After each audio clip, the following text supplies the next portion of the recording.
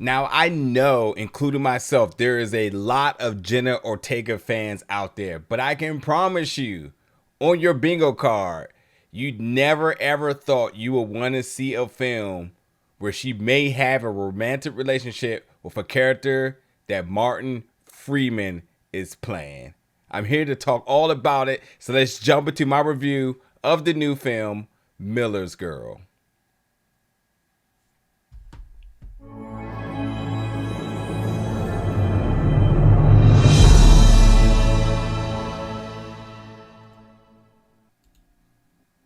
What's up, everybody, and welcome back to the channel today for another review. And today we're going to be reviewing the new film Miller's Girl, coming to theaters January 26th. I got to tell you, off break, I really love this film. Everything about it is just magical. And easily for me, what got me in the door here was Jenna Ortega, alongside of Martin Freeman. And because I was aware this was an independent film, I am always very intrigued about seeing, top tier actors sort of jump back into that independent scene, because I think it's a opportunity for them to really exercise and display their utmost talent. So you see them in roles that they traditionally wouldn't take, and especially when it comes down to creative freedom and art styles. I mean, you're just getting the utmost diversity in terms of the typical typecasting you have seen particular actors in. So Jenna Ortega has obviously been nuclear hot right now in all of the things she's been in, and Martin Freeman absolutely could say the same as well too. Both got big roles on the way, but the two of them together, I was like, huh. And then I read the synopsis, which I'm just going to read a little bit of it for you here, and I'm going to get all into it. But it states a talented young writer, Jenna Ortega's character, Cairo, embarks on a creative odyssey when her teacher, Jonathan, played by Martin Freeman, assigns a project that entangles both of them in an increasingly complex web.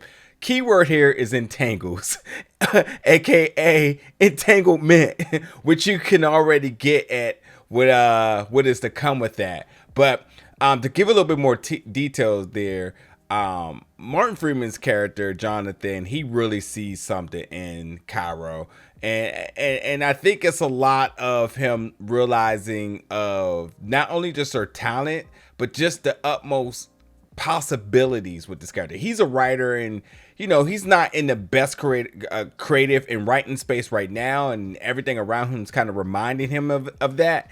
But he's taking a liking to Cairo because I think it potentially may be a sign of him seeing himself in her, just seeing the talent that she possesses. And along with that, certainly from a mentor aspect of it definitely gets way more steamier than that. And to be fair here, just so we're not worried about any of the weirdness that this may present, because I didn't think any of this was weird at all. I'm not condoning teacher-student relationships, but just because these are two professional actors doing their job, we have to remember that at all time. Also, Jenna Ortega is of age, so none of that stuff.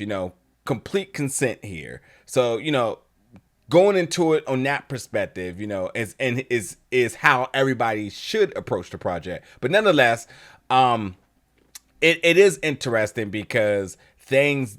The lines, the boundaries, everything starts to get blurred, and when that do so, a lot of things are really brought into question. I mean, obviously, as a teacher, he easily could lose his job, his career, and everything. And then the student here, what is the perception of her, embarking in a sort of relationship with a married man, but yet her professor. I have to say that Gideon Avalon character Winnie really shakes things up in terms of everything I'm saying. It's Cairo's best friend, and she's very pro about using their feminine traits to really get over on their guys, their targeted guys, and this is an opportunity for them to use that in terms of leverage, in terms of grading or just opportunity and so on. So it's a little bit promiscuous at times, but nonetheless, it is a sort of a sign of two women, and you could almost go as far as saying reclaiming their powers, but things definitely do not go as planned here. It is truly something that there was a plan set that completely just goes off the rails. Anyway, with that being said, I think the film definitely challenges a lot of the norms and a lot of the tropes that we typically see in films.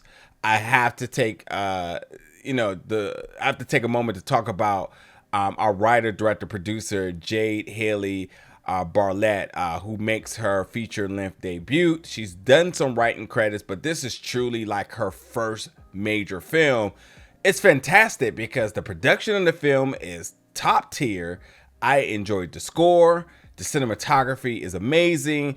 The actors, we expect them to do what they're going to do, but nonetheless, it's a tremendous script that really gave them a lot to work with. So the performances is great. Just all around, this film really comes together, and it's very artsy. There's particular moments within the film where there's some cuts in terms of reference of the editing that really enhances all of the emotions, not only for our actors and the characters, but for the viewers. Like, you really feel what's happening on screen. I think the film absolutely works without dialogue, without volume. You could just feel it just by what you're watching on screen, just by the production, the shots, and the editing and everything. So it's a beyond solid film. Kind of mind-blowing just how good this film is. And this is also, to name a couple of other folks attached to this as well too. Seth Rogen is a producer. Evan Goldberg is a producer. James Weaver is a producer. This is also brought to you by Seth Rogen's production company as well.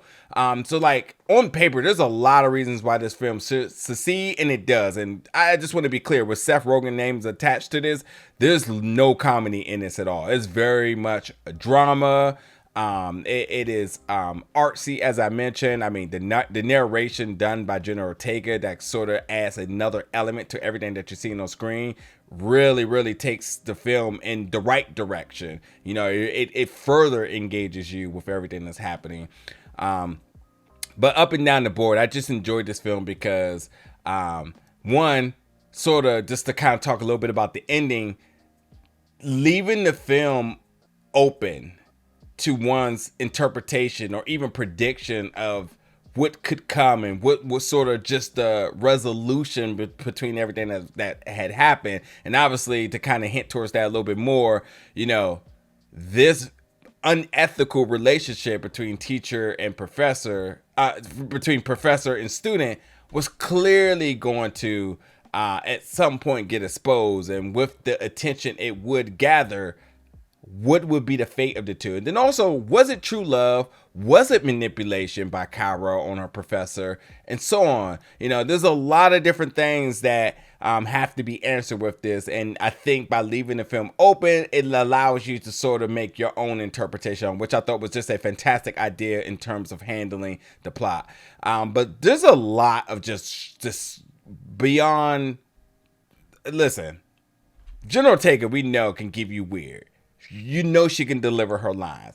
There's a lot of good banter between Martin and Jenna that's just overly impressing that I just was not expecting to enjoy it in the way I did. And again, even considering that a teacher and a professor-student relationship could be considered creepy, uncomfortable, whatever it may be, I think that this did a really good job in making sure that you stayed engaged and at times really fully bought into their romantic relationship to if it was genuine or not, or was it a form of manipulation. So they really did a really good job in delivering a solid film from beginning to end.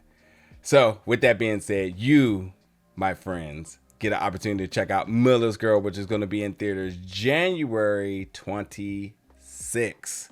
Let me know in the comments your thoughts, your excitement, even your predictions in terms of, or should I say your assessment of the ending of the film. I'm definitely curious to know what you all think about the ending. I'm not going to tell you exactly what it is. You have to see it yourself, but the closing shot definitely leaves a lot open, and I'm definitely curious to know what you all may think about what those final moments meant. But yeah, get in the comments, let me know, and as always, stick around for more reviews very soon.